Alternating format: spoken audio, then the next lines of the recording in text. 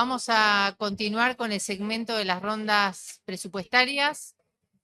Tenemos el honor de recibir a la Defensora del Pueblo, a María Rosa Muiños, quien nos informará sobre el presupuesto previsto para dicho organismo, para el presupuesto 2026. La acompañan a la defensora, los defensores adjuntos y los directores generales del organismo.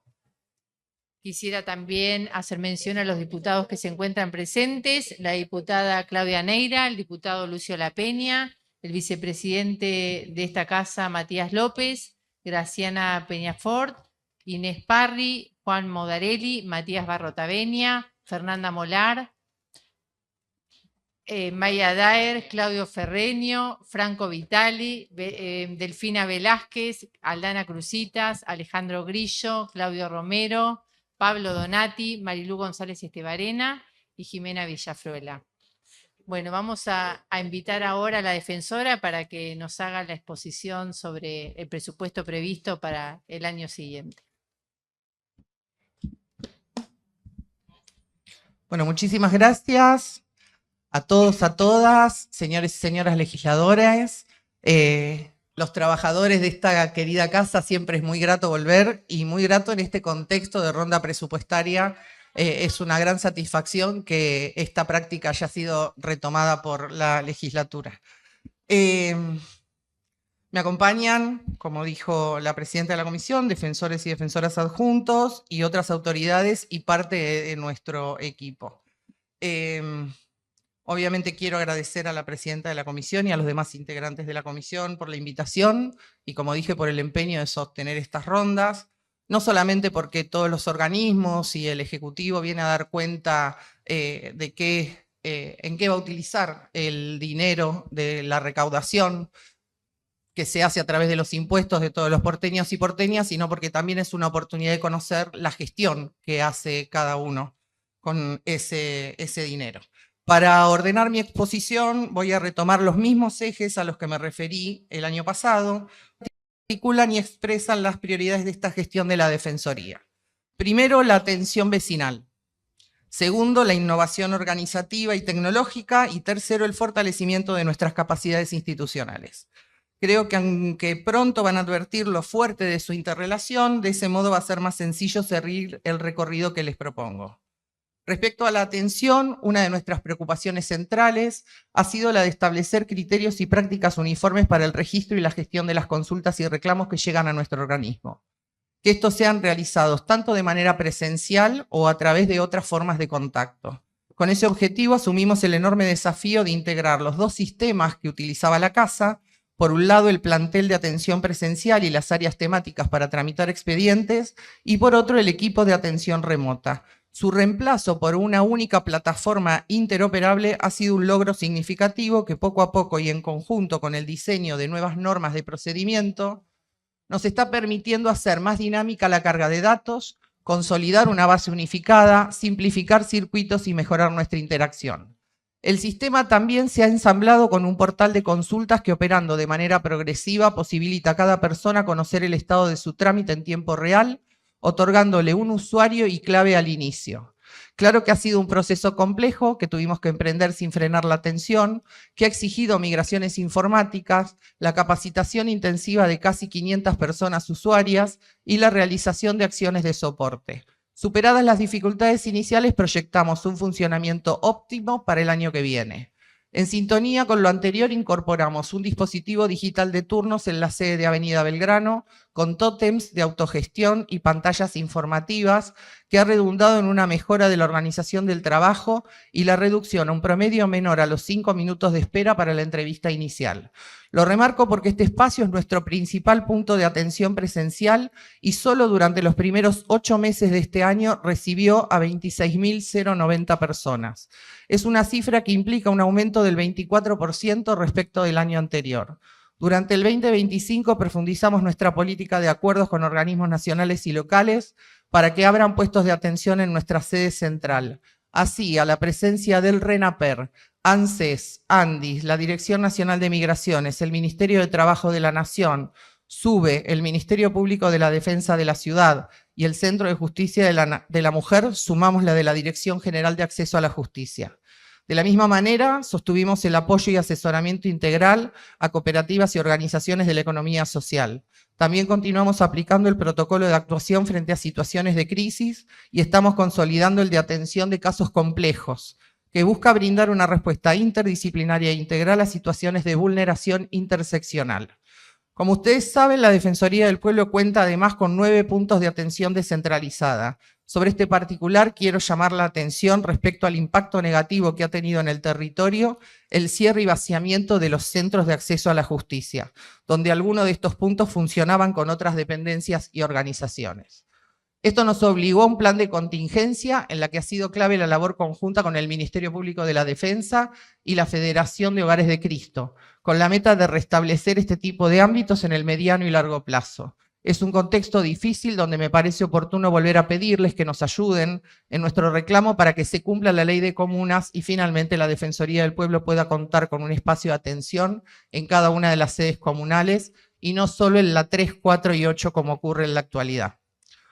Con el mismo propósito de acercar al organismo a la ciudadanía en lo que va del 2025, desplegamos más de 50 operativos en distintos barrios porteños destinados a recibir consultas y reclamos, difundir derechos, brindar respuestas tempranas, intervenir frente a emergencias. También hicimos actividades de promoción en escuelas, centros de jubilados y clubes de barrios que alcanzaron a más de 12.000 personas. Este año nuevamente participamos con nuestro stand en la Feria del Libro, que fue visitado por más de 20.000 personas. Allí brindamos atención y organizamos 25 conversatorios con más de 75 especialistas en distintos temas de la agenda de derechos, talleres para estudiantes de todos los niveles y una obra de teatro que vieron más de 600 niños y niñas. Próximamente vamos a estar presentes otra vez en la Noche de los Museos, como lo hicimos en el 2024, a través de una rica y extensa oferta de propuestas culturales desarrolladas en conjunto con organizaciones de distintos barrios de la ciudad, como otra forma de fortalecer el vínculo del organismo con la comunidad. El correo electrónico, nuestro WhatsApp y líneas telefónicas también fueron importantes para llegar a sectores más amplios de la población y canalizar sus consultas y reclamos. A través de todos estos medios e instancias, hasta el 31 de agosto de este año, la Defensoría abrió un total de 45.569 trámites, una cantidad que vuelve a superar la del año anterior a esta misma fecha y que crece más de un 40% si se consideran las atenciones referidas al seguimiento de trámites ya iniciados. El tema de la vivienda ocupó otra vez el primer lugar con un 15%. Fue seguido por los derechos de consumidores y administrados con un 10%, de las personas jubiladas con un 8%, salud, vía pública, tránsito y transporte, cada uno con un 7%. Cabe resaltar que también llegaron a ese porcentaje los trámites sobre derechos de las personas migrantes y a un 6% los iniciados con relación a las personas con discapacidad que en años anteriores no habían tenido tanto peso.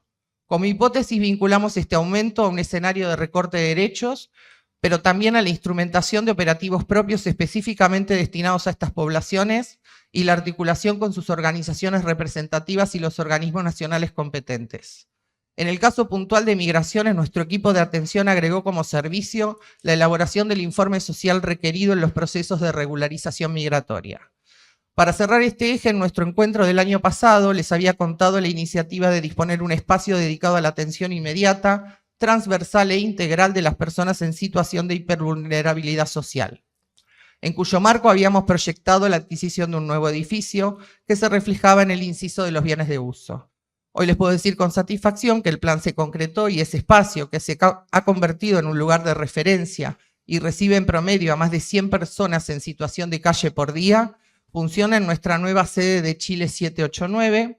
Los invito a todos a que pasen, estamos abiertos desde las 10 de la mañana hasta las 5 de la tarde.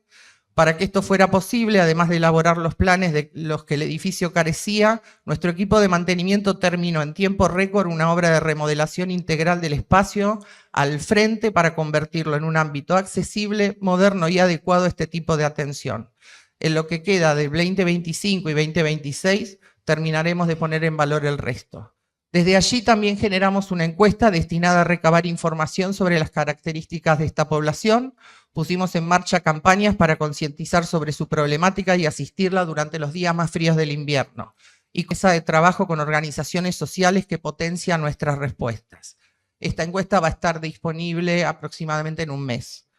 En materia de innovación organizativa, aprobamos una serie de disposiciones y resoluciones internas que como denominador común estuvieron encaminadas a mejorar la gestión y nuestro desarrollo institucional. El año pasado me había referido a la aprobación de un nuevo reglamento de compras y contrataciones en esa misma dirección y siguiendo estándares internacionales de transparencia e integridad. Durante 2025 continuamos trabajando en la revisión de pliegos, la modificación de distintas cláusulas técnico-administrativas y los mecanismos para la determinación de precios de referencia, reforzando matrices de evaluación objetiva y prácticas de transparencia activa.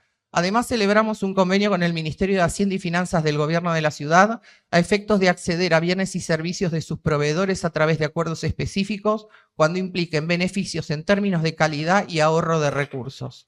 En estos meses también concretamos la aprobación de otro reglamento, el de gestión patrimonial de bienes muebles, que les había anunciado en la ronda anterior. Sobre la base de sus disposiciones en torno al registro, tratamiento, custodia y baja de tales bienes, pudimos llevar adelante un nuevo relevamiento del patrimonio de nuestro organismo y proceder a su reetiquetado.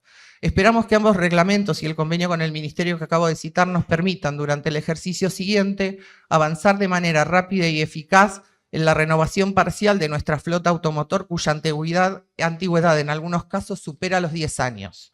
La innovación organizativa exige estar acompañada de una innovación también tecnológica. En ese sentido, estamos encarando un proyecto que va a brindar soporte digital y una mayor trazabilidad a esas tareas de inventario. Además, se encuentra en ejecución un plan para renovar nuestro sistema de cámaras de seguridad y alarmas que asegura un monitoreo centralizado, la cobertura de puntos críticos y la propiedad de los datos grabados. Como estaba planificado, este año ampliamos la inversión en ciberseguridad. Se desplegó una plataforma integral con actualizaciones permanentes que procura la detención temprana de amenazas, la protección de datos sensibles y la reducción de incidentes. En paralelo, se avanzó en modernizar la red de seguridad a través de firewalls de nueva generación. De la misma manera, seguimos ocupándonos de nuestro data center con el objetivo de garantizar continuidad operativa, disponibilidad de los servicios institucionales y planes de recuperación ante eventualidades, aportando a nuestra soberanía tecnológica y la protección de información sensible. En el marco de la actualización de nuestro parque informático, este año se inició el proceso para adquirir 350 PC AIO y sumar nuevas tablets, fundamentales para la actuación territorial de nuestros equipos. Para 2026 impulsamos la adquisición de impresoras multifunción bajo un esquema de mantenimiento integral con provisión de insumos y gestión centralizada. Con el sistema de atención unificado en pleno proceso de consolidación y encontrándose en marcha estos y otros proyectos tecnológicos estratégicos sobre los que voy a volver más adelante, estamos evaluando la incorporación de profesionales y especialistas que refuercen su administración y aporten mayor capacidad operativa y técnica a nuestros equipos. Esto me lleva al último punto dentro del segundo de los ejes de mi presentación. Me refiero a la política de personal, que es medular al funcionamiento de un organismo como la Defensoría, cuya actividad principal es la atención de personas que en general han visto vulnerados sus derechos. Así se refleja en la preponderancia del gasto plasmado en el inciso 1, que para el 2026 supera el 80% de los fondos que tenemos asignados como jurisdicción.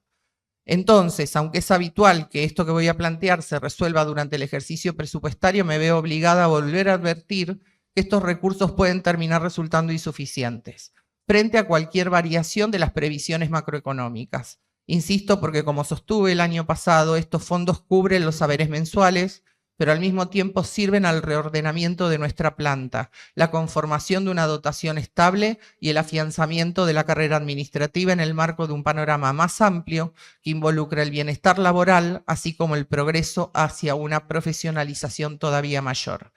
En ese esquema, en el transcurso del 2025, mantuvimos el proceso de retiro voluntario que va a permanecer abierto el año entrante. Como resultado, durante este periodo se acogieron 29 agentes, alcanzando hasta ahora el 12% de la planta.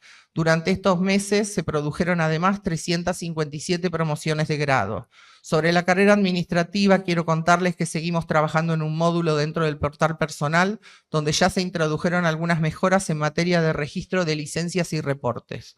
Por otro lado, la puesta a punto del sistema de control de asistencia fue exitosa y de esa manera pudimos implementar un adicional que reconoce las funciones laborales basadas en la presencia continua dentro de los lugares de trabajo.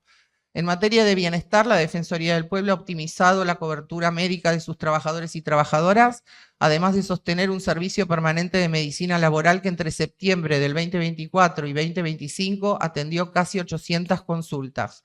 Como complemento, se contrató un servicio de emergencias para los puntos de atención descentralizada y su personal. Repetimos la campaña de vacunación contra la gripe y se concretaron otras acciones por algunos sucesos que tuvimos en algunos de los edificios de la Defensoría que hicieron foco en la prevención del dengue y la aparición de alacranes. Asimismo, se sostuvo el espacio de vinculación con actividades de manejo del estrés y mejora de la concentración, además de ampliar las capacitaciones sobre salud laboral. El convenio con la Asociación de Psicólogos de Buenos Aires. A través de ese convenio pudimos brindar nuevas charlas de contención al personal de atención y se garantizó el seguimiento profesional de más de 20 casos particulares que requerían orientación o tratamiento terapéutico.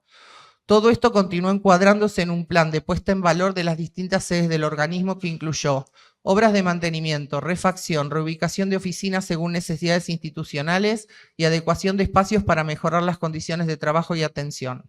En aras de la profesionalización, los reintegros de capacitación externa beneficiaron este año a 64 agentes y a partir del mes de septiembre sumamos un plus para promover actividades de educación y formación en cuyo marco ya fueron aprobadas 174 solicitudes, en su mayoría para completar estudios de nivel universitario, posgrados, maestrías y doctorados. También renovamos el convenio con la Universidad Nacional de 3 de Febrero para seguir ofreciendo la tecnicatura y la licenciatura en gestión de políticas públicas que están cursando en este momento 63 personas.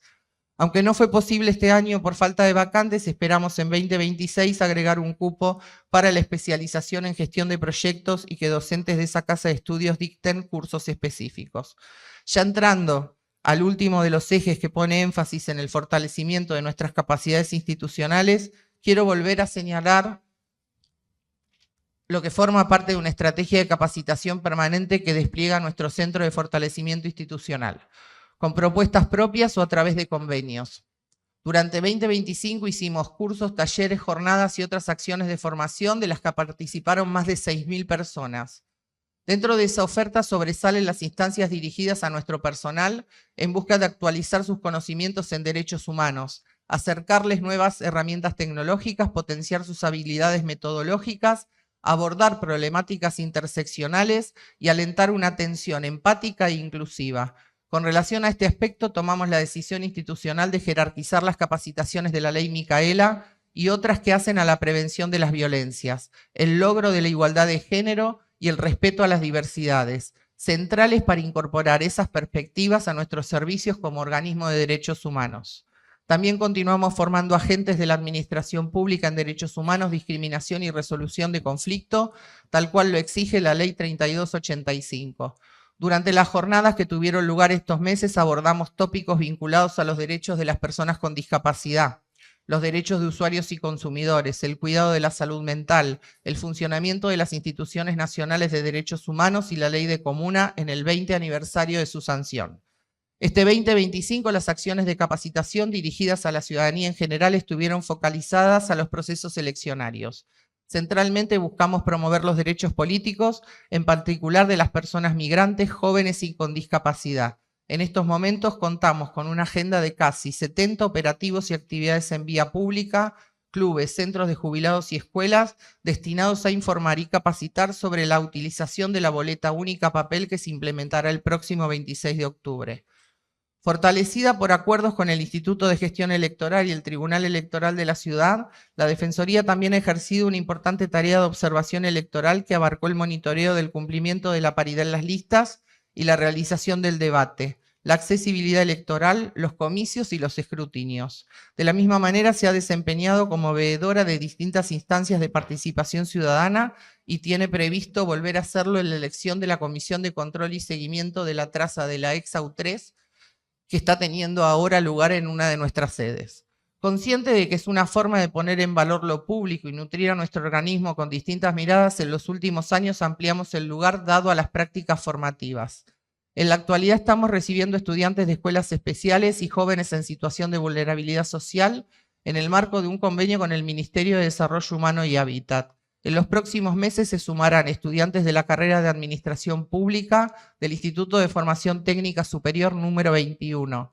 Por otra parte, en colaboración con el Patronato de Liberados y a solicitud de distintos juzgados, también abrimos nuestras puertas a la realización de tareas comunitarias y capacitaciones en el marco de probation y medidas judiciales ordenadas por el Fuero Penal y Civil.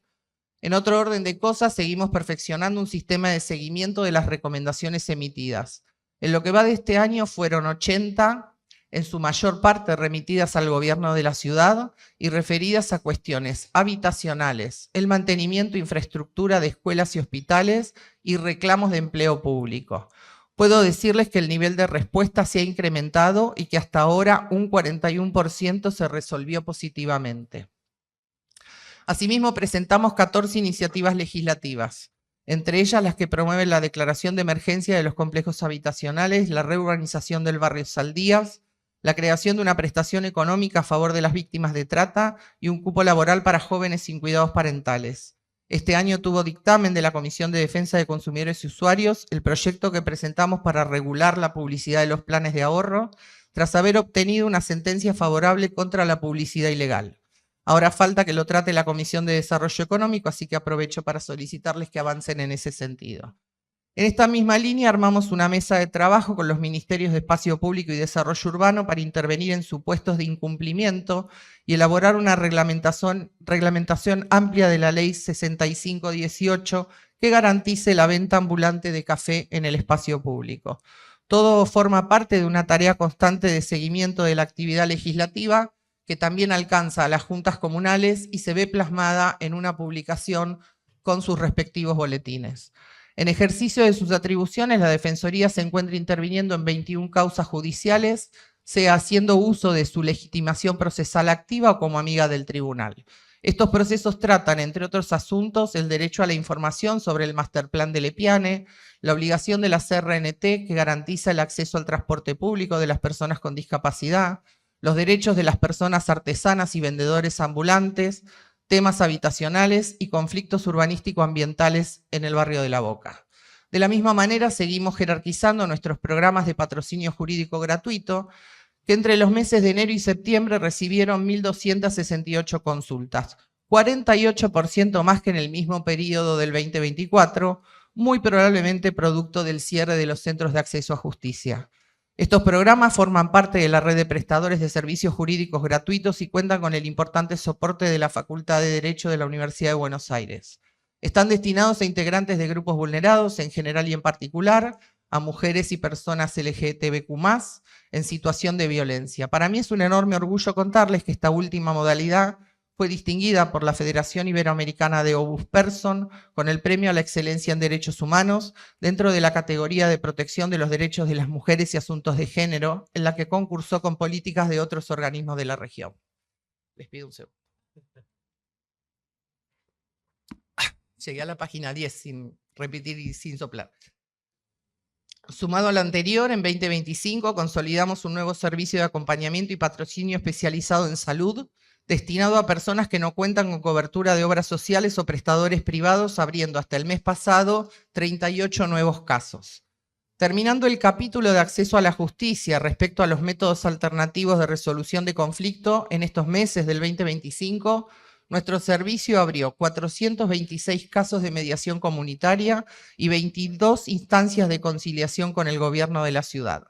Celebramos 626 audiencias y alcanzamos un porcentaje de acuerdos superior al 60%.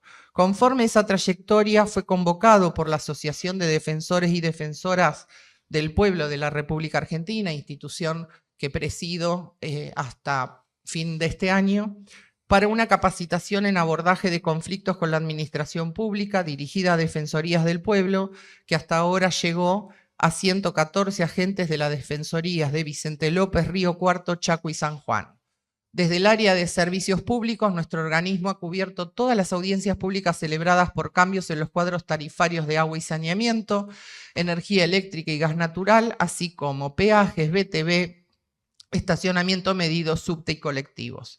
Tramitamos quejas en torno a la reforma del marco normativo del servicio de agua y otras de usuarios no frecuentes de autopistas a quienes se les imponían multas directas por ingresar sin telepase. En este caso conseguimos que AUSA habilitara una alternativa digital permanente y estamos gestionando la implementación de campañas de difusión en todo el país.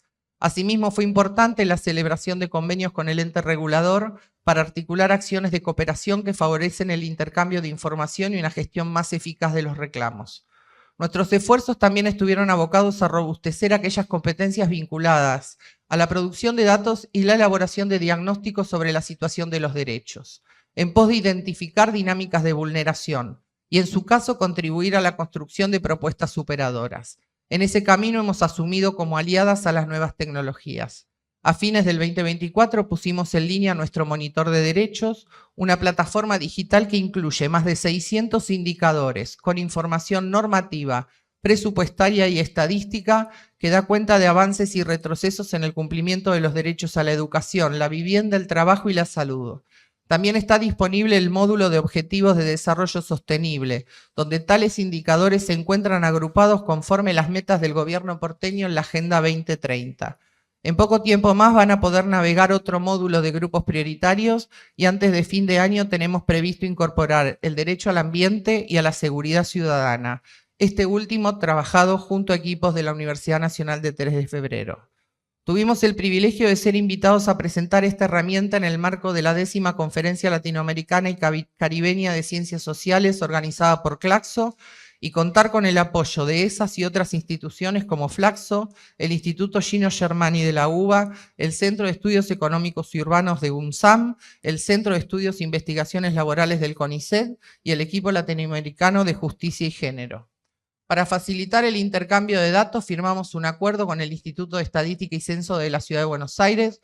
Con el fin de ampliar la difusión del monitor, lanzamos su versión móvil y un newsletter al que ya están suscriptas más de 500 personas. En las próximas semanas también haremos público nuestro sistema de canastas para personas adultas mayores que tiene en cuenta los gastos necesarios para asegurar su calidad de vida y bienestar.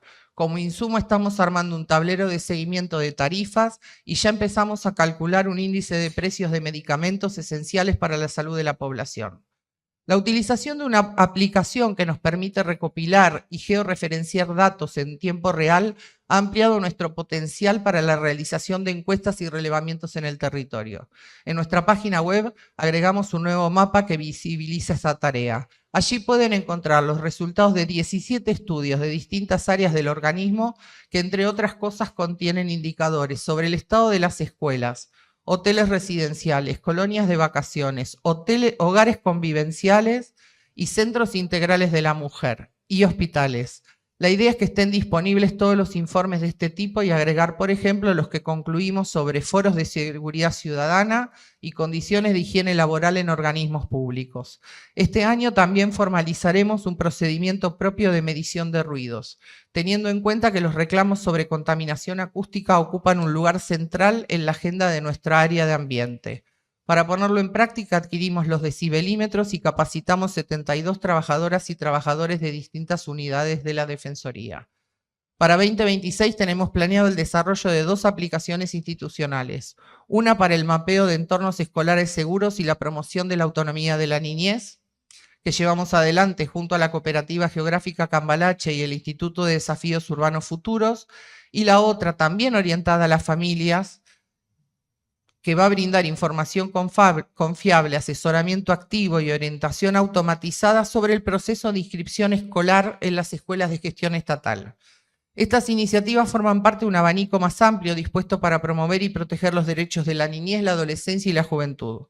Por ejemplo, para recabar información sobre la situación de la ESI en el nivel medio, realizamos una encuesta que alcanzó a 3.600 estudiantes de establecimientos de gestión estatal y privada.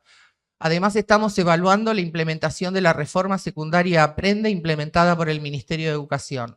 En este campo también dimos continuidad a la mesa de adopción con actores de relevancia como el Ministerio Público Tutelar y de la Defensa, el Consejo de Niñas, Niños y Adolescentes, el RUAGA y la Defensoría de Niños, Niñas y Adolescentes de la Nación.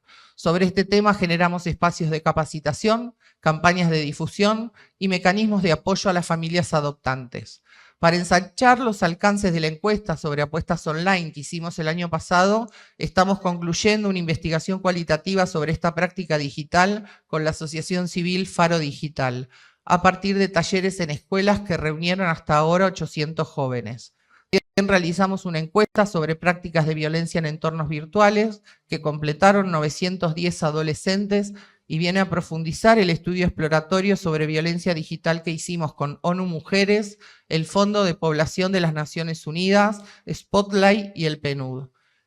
Gracias a la cooperación con distintos organismos de derechos humanos, seguimos digitalizando sus archivos en busca de apoyar su recuperación, conservación y difusión.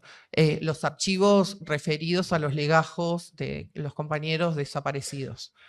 En este ámbito monitoreamos y denunciamos los retrocesos en distintas políticas de memoria, verdad y justicia, reclamando, entre otras cosas, la preservación y gestión sustentable de los sitios de memoria y el Archivo Nacional. Sobre este punto obtuvimos el compromiso de AUSA para ampliar su colaboración con el mantenimiento del Atlético. En ese contexto creamos un registro de causas judiciales por delitos de lesa humanidad y armamos la muestra Memorias del Juicio a 40 años de la condena a las juntas militares. Para el próximo mes de marzo, con Abuelas de Plaza de Mayo y otros organismos, estamos preparando un evento integral para conmemorar el 50 aniversario del golpe de Estado. También relacionado con la memoria, estamos participando de la puesta en valor del santuario y el pasaje Los Pibes de Cromañón, ubicado en el barrio de Valvanera, articulando acciones con organizaciones de sobrevivientes, familiares y distintas dependencias del gobierno de la ciudad. Ya termino, les prometo. La democracia y su vinculación con la garantía de los derechos humanos es otro tema que intentamos destacar a través de nuestro trabajo. En ese sentido, efectuamos distintas investigaciones y estamos concluyendo una sobre acceso a distintos derechos y legitimidad democrática con el Laboratorio de Estudios sobre la Democracia y el Autoritarismo de la UNSAM. Para que toda esta información y este conocimiento circule junto a los mapas que les mencioné, mejoramos nuestra biblioteca de informes en la página web. Además, como les conté también el año pasado, nos complace enormemente haber puesto en funcionamiento nuestra editorial Ciudad y Derechos, que comenzó publicando la Constitución porteña y dio a luz su primer libro, ¿Qué ves cuando me ves?, sobre el abordaje de estereotipos de género en la Corte Interamericana de Derechos Humanos, escrito por la doctora Celeste Novelli. En ese camino ya proyectamos, en convenio con EUDEVA, la edición de nuestro segundo título, La violencia del orden, policía, periodismo y ciudadanías, de la investigadora Mercedes Calzado. Antes de terminar, y muy brevemente, me voy a detener en dos responsabilidades que corresponden a la Defensoría del Pueblo en virtud de leyes específicas. La primera hace a la administración del registro de base de datos del sector público de la Ciudad de Buenos Aires, que surge de la Ley 1845, frente a las limitaciones de esa herramienta y con la asistencia de la Universidad Tecnológica Nacional, afrontamos un proceso de actualización y mejora. Este incluyó una primera etapa de diagnóstico y otra que estamos transitando en este momento de conformación de un nuevo sistema informativo. Además de digitalizar el proceso de inscripción, evaluación y monitoreo de las bases, se amplió la información requerida que a partir de la reforma va a estar centrada en la seguridad multidimensional del dato, alcanzando también las razones y los soportes de almacenamiento. Esperamos en el corto plazo dictar las disposiciones pertinentes y que en el transcurso del 2026 el nuevo registro esté en funcionamiento, reinscribir las bases e identificar si hace falta anotar nuevas. El segundo mandato, que por la Ley 5787 corresponde a nuestro organismo, refiere al mecanismo local para la prevención de la tortura. En este sentido traigo una buena noticia. Esto fue un proceso que fue muy lento dentro de esta legislatura y después lento dentro de nuestro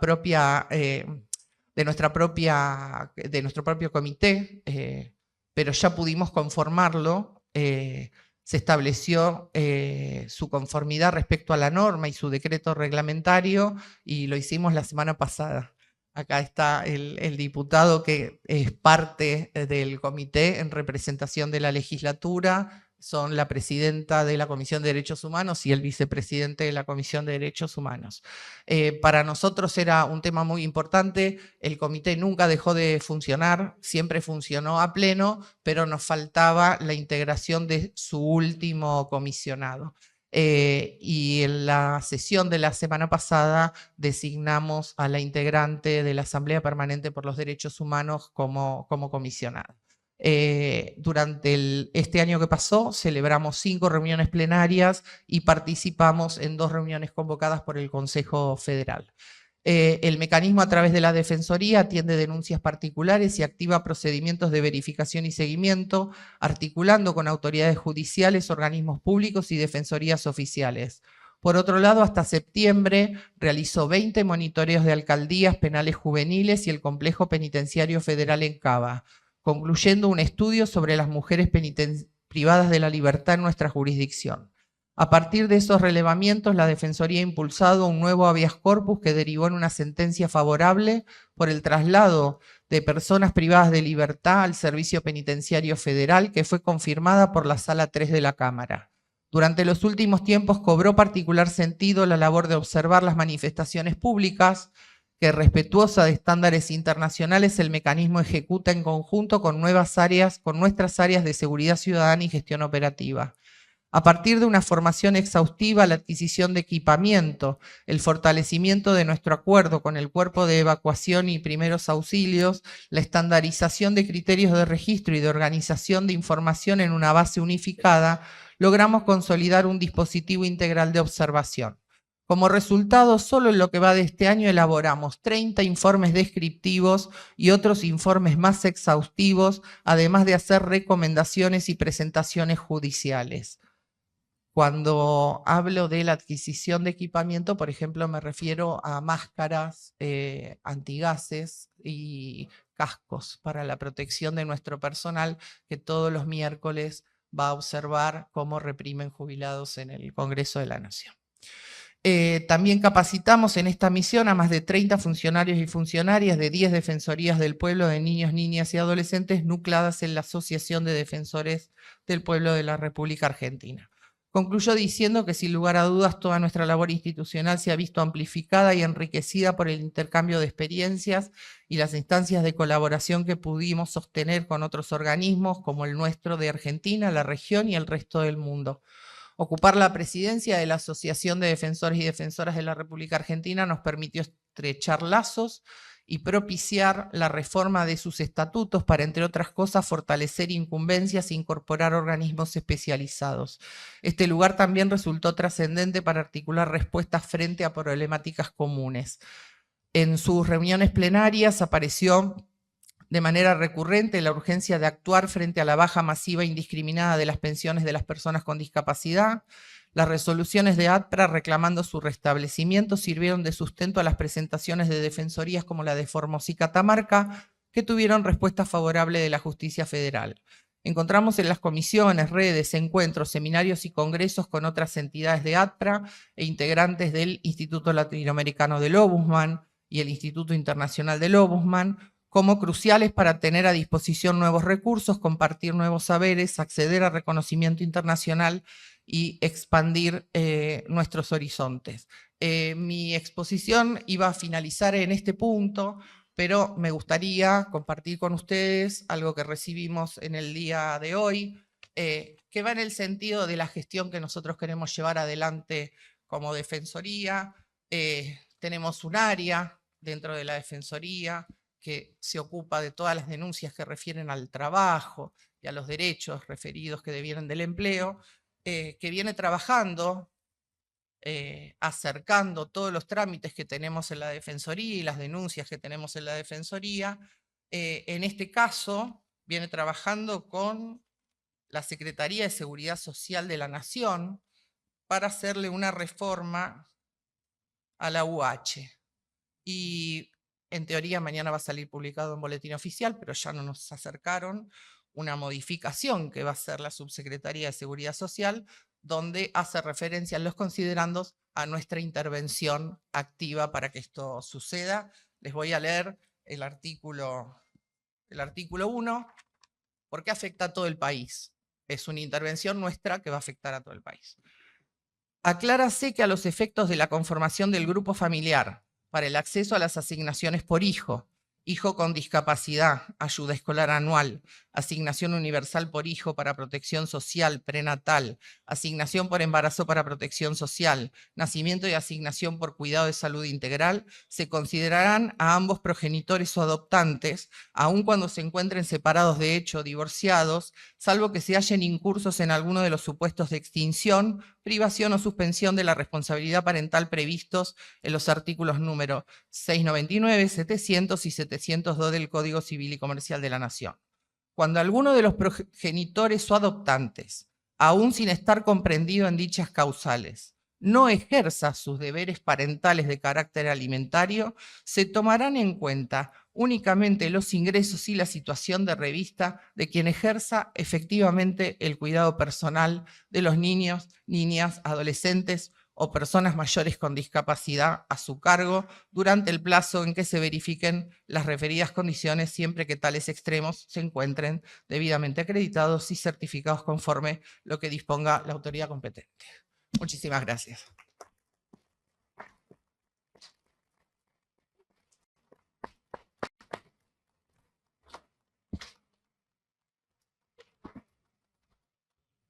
Muchas gracias, defensora María Rosa Moiños. Vamos a abrir el espacio de alguna manifestación. ¿Algún diputado quiere hacer uso de la palabra?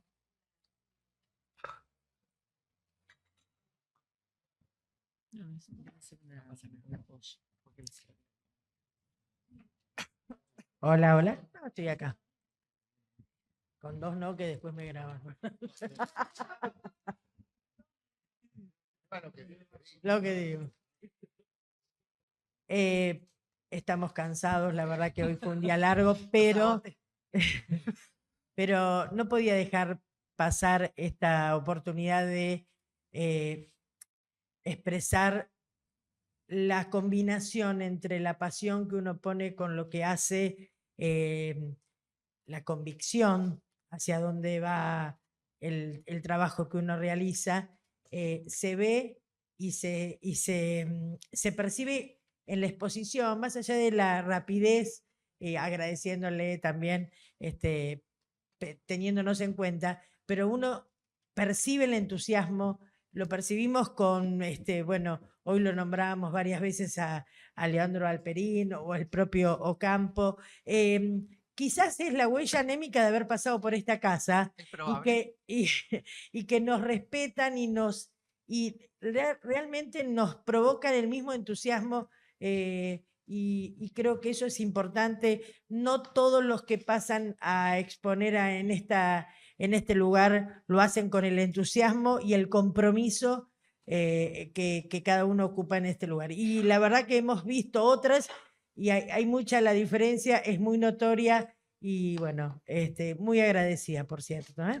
Gracias, diputada. Bueno, muchas gracias. Me sumo también a las palabras de la diputada Molar. Siempre es un placer recibir a la Defensoría también en esta casa.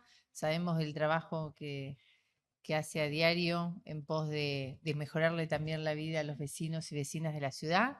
Agradecerle la participación a todo el equipo que nos ha acompañado en esta jornada. Vamos a dar por finalizada esta reunión, sin antes agradecer también al personal de la casa, de la Secretaría Administrativa, de Operativa, Audio, Video, Televisión, también al personal que nos acompaña de Taquigráfico, que está desde muy temprano también acompañándonos, y por supuesto a ustedes que han acompañado desde temprano, a todos los diputados que hacen posible que esta ronda se... No se levanten, que les traje unos libros. Es una ronda con chapa. Bueno, sin más, queda finalizada. Nos retomamos mañana la ronda a las 10 de la mañana y gracias a todos por su participación.